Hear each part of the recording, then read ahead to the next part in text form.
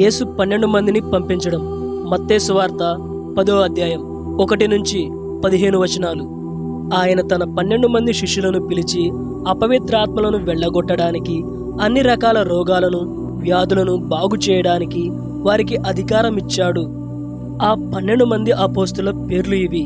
మొట్టమొదటిగా పేతురు అనే సీమోను, అతని సోదరుడు ఆంద్రెయ, జబదేయి కొడుకు యాకోబు, అతని సోదరుడు యోహాను, ఫిలిప్పు, బర్తొలొమయి, తోమా, సుంకరి మత్తయి, అల్ఫయి కొడుకు యాకోబు, దత్తయి, కనానీయుడు సీమోను, ఆయనను అప్పగించిన ఇస్కరియోతు యూదా. యేసు ఆ 12 మందిని పంపుతూ వారికి ఆజ్ఞాపించింది ఏమిటంటే, మీరు యూదేతరుల ప్రాంతాల్లోకి వెళ్ళొద్దు, సమరయ ప్రాంతంలోని ఏ ఊరిలోకి వెళ్ళొద్దు. ఇజ్రాయేలు వంశంలో దారి తప్పిన గొర్రెల దగ్గరకే వెళ్ళండి. వెళుతూ పరలోక రాజ్యం దగ్గరలో ఉంది అని ప్రకటించండి.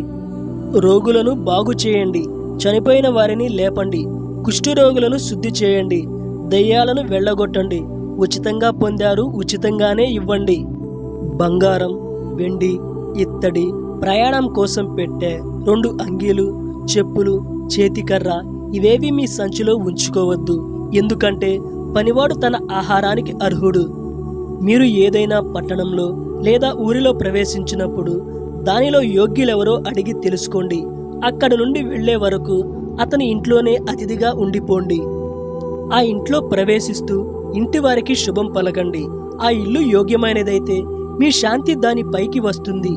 దానిలో యోగ్యత లేకపోతే మీ శాంతి మీకు తిరిగి వచ్చేస్తుంది. ఎవరైనా మిమ్మల్ని చేర్చుకోకపోతే, మీ మాటలు వినకపోతే, మీరు ఆ ఇంటిని గాని ఆ ఊరిని గాని విడిచి వెళ్ళిపోయేటప్పుడు మీ పాదధూళి దులిపివేయండి. తీర్పు దినాన ఆ పట్టణానికి పట్టే గతి కంటే సొదొమ, గొమొర్రా నగరాల గతి నయంగా ఉంటుందని మీతో ఖచ్చితంగా చెబుతున్నాను. స్వచ్ఛమైన దేవుని వాక్యం అందరికీ అందజేయాలనేదే నా ఈ ప్రయత్నం.